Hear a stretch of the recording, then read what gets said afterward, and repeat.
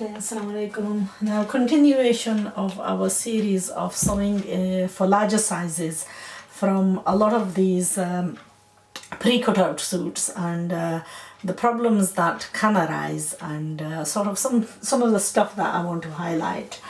Okay, so I've been presented with quite a large amount of suits that I'm sewing in a fairly large size, and some of the difficulties that I encounter, I'm sort of highlighting those.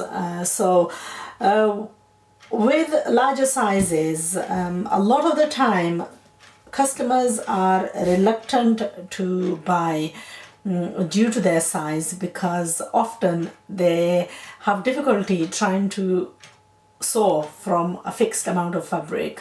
Now, what I want to highlight is, yes, it can be done, but be prepared to either pay quite a considerable amount to a person who's stitching these to make it correct, or be prepared to invest the time and effort for yourself in making the perfect suit. Personally, I would recommend investing your own time and effort, because the amount of time and effort you put in yourself is not something which somebody else is going to be willing to do, and that's including myself. What I'm going to say is, sewing these suits is challenging, especially for a larger size. If I was sewing this for a medium size, then half of an average height, then half the problems would be eliminated, and I would probably do this a lot easier than what the kind of effort I've had to put into this. Many a times when you purchase suits like this, these are sewn like in bulk, and they are sewn in very fast, continuation. So what ends up happening is they may have flaws. So often there's flaws in the attachment of the borders. With these suits, there is a pre-attached border which wasn't done satisfactorily, and also there was a space between the border and the under fabric, which I needed to lengthen this dress, so I had to take that off and then reattach it back on. So there was two reasons why I did that. One was to lengthen it slightly and to take out the unevenness that was in this border. Now that's not up to the seller. That's majority of machinists will actually overlook that. What normally happens is the seller will blame, will expect the machinist to do that job, and the machinist will blame the person who's actually initially made it. So it's like a push. I push it onto you and you push it onto someone else. And rather than rectifying, a good tailor will look at it and will judge and will see the flaw and will try and eliminate it. Obviously, I do it for two reasons. One is because I've sold the item and I need to make sure that it looks perfect. But secondly, I'm trying to highlight where the difficulties can occur. So if I was generally sewing and if I was charging like 10-15 pounds, where is what normally machinists charge, then they don't want to go into the nitty-gritty. They're not bothered, because you know what, as long as it looks presentable, it's not their problem how it's going to look on the customer itself. And then majority of the time the customer, the machinist will actually refuse to take on stuff like this. On the first glimpse, you can look at stuff like this and you can say, you know what, I'm sorry, there's not an adequate material here, I'm not going to do it. And then people will come back to me and say, well, you know what, if she can do it, why can't you do it? But then not everybody's willing to invest in the time. And this is one of the reasons why I encourage all members to actually learn the skill themselves. It's weird because I get so many calls, and often people say, oh, but you know the skill, that's why you're saying it, you make it sound so easy. Well, you know what, it is easy.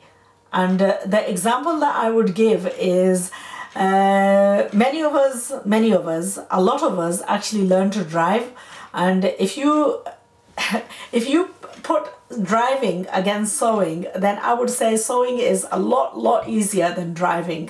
And if you can teach yourself to drive, if you can go out and learn to drive, where you're actually putting yourself behind the wheel, you're putting your own life in danger, and you're putting life of others in danger when you're driving out on the road. At least with the sewing machine, all you're doing is putting the life of the fabric in danger and not anybody in person. So, you know what, apply this skill, put some time and effort into it and give it your 100%. Don't give up prior to even actually testing it out. And I guarantee you, you know what, all this type of stuff is something that you do for yourself. The only reason why I'm passionate about doing it is because I teach it. And if I wasn't teaching it, then you know what, even if somebody paid me £25 for the suit, I wouldn't do it because it's just too much time and effort. There are jobs out there. I would do it for myself, but I wouldn't do it for every nilly-willy person, you know, who wants a good machinist to sew their clothes. I would turn around and say, I'm sorry, but you can't afford me, because it does require a lot of time and dedication.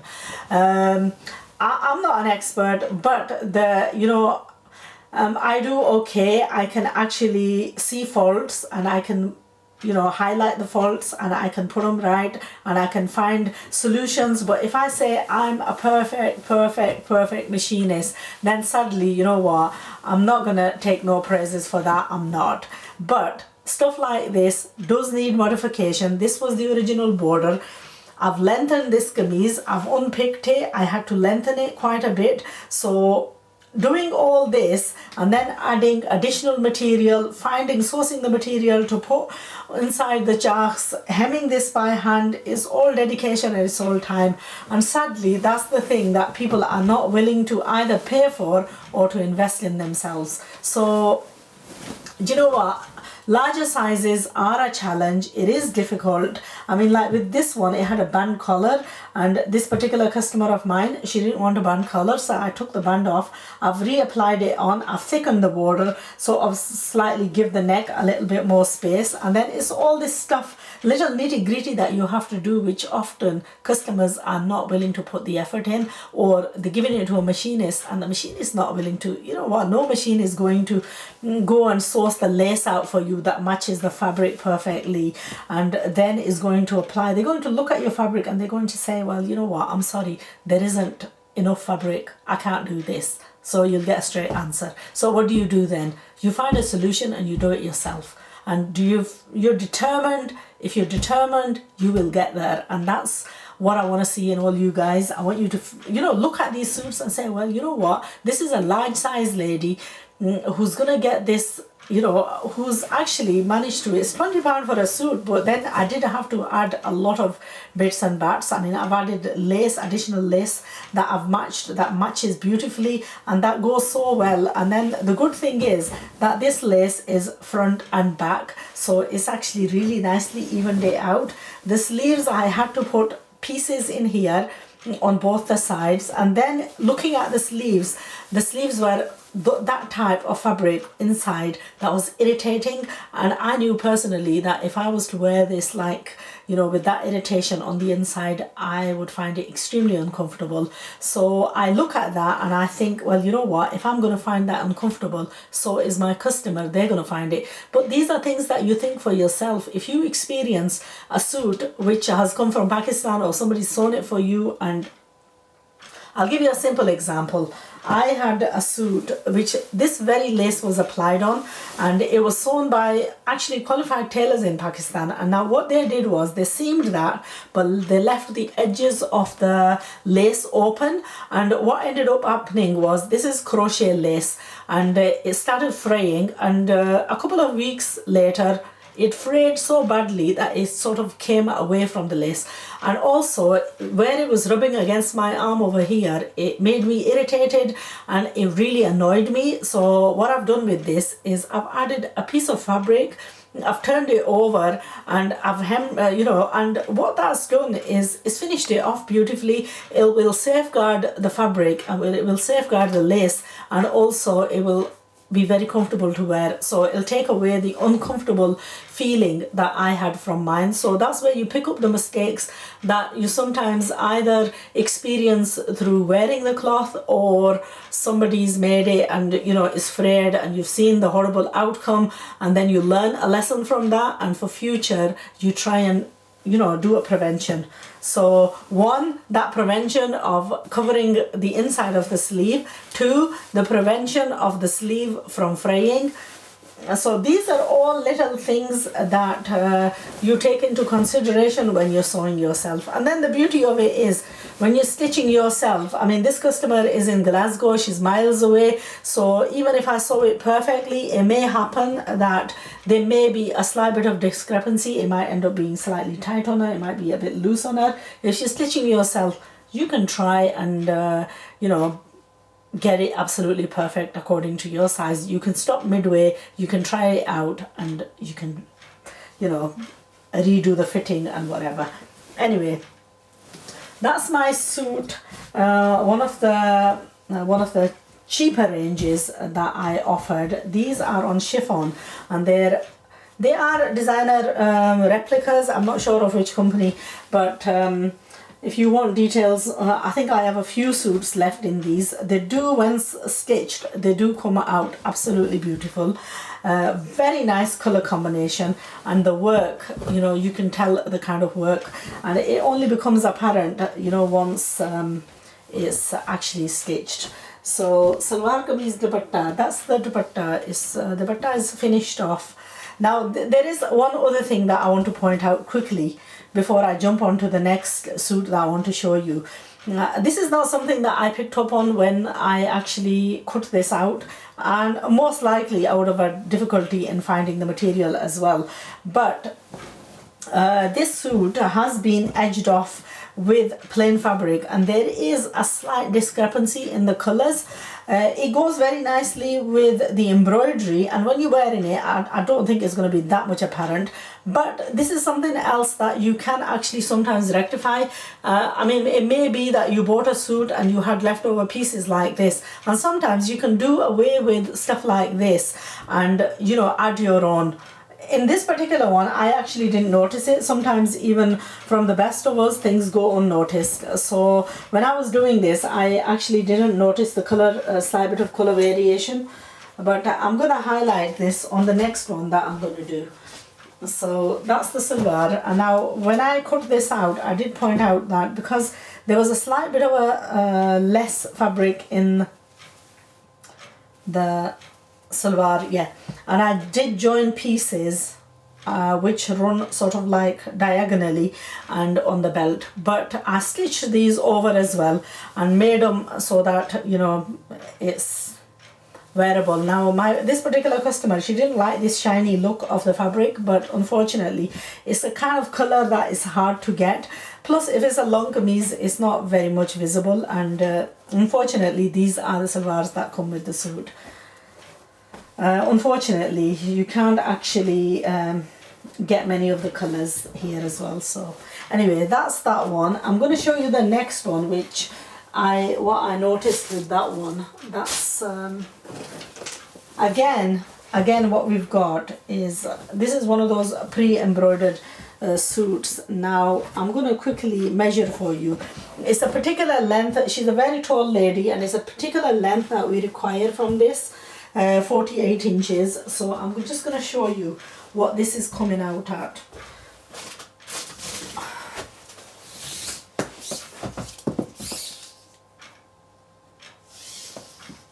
Right, so this is coming out at 45 inches. So I need additional 3 inches going below. Now, one of the things that's happened with this suit is the back one, I think, is longer. The back one is already 4 inches longer than the front.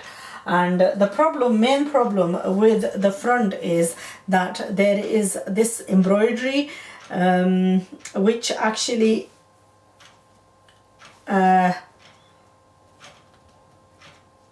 been stuck on to the fabric, and there is quite a big gap here between the fabrics. So what I'm going to do again with these suits, often you do need to pull these apart in order to find solutions. So I'm going to actually pull this apart, but when I pull this apart, what I'm going to do is I'm going to take away this it's like a raw silk type of a material, and I'm going to take this away and I'm going to actually combine another material and I'm going to use my own.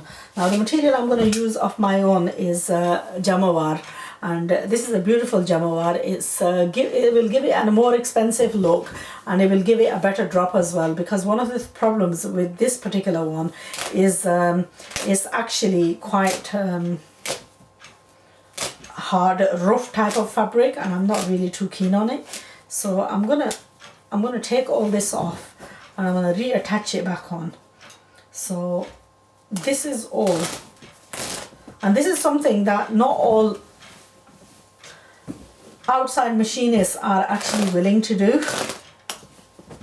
Right, so that's that taken away. Now what I'm going to do with this is you can see that there is this paper backing on this as well, which also gives it a slight bit of stiffness. So I'm going to take all this paper backing off, and once the paper backing is off, I'm going to make this border, remake this border with a lighter material.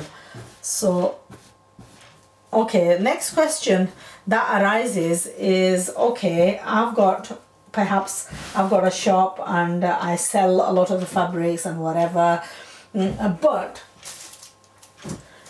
that's the dupatta. Now perhaps you haven't got you can't get the peachy shade and you can get the pink shade, or you're a younger customer, you can actually add, you know, you don't have to go with the peachy look, you could go with, so you've got quite a few colors that you can play around with.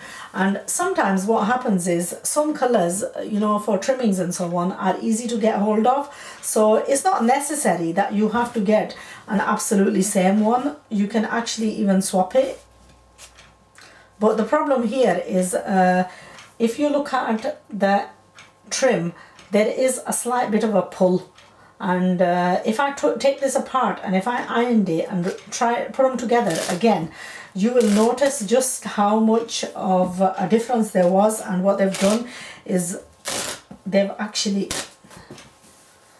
gone and okay.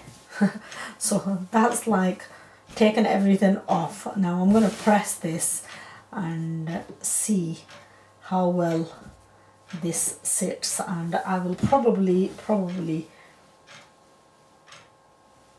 I would like to bring this down like this and maybe use a slight bit of a banarsi there, maybe have it like that, use a bit of a banarsi there, and perhaps do away with this, you know, or maybe even use,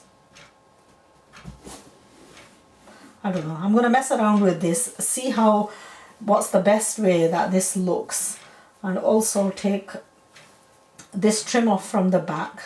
And I might just use, you know, this one, I might just use it for trimming the jacks and just use jamawar for the whole of the trimming,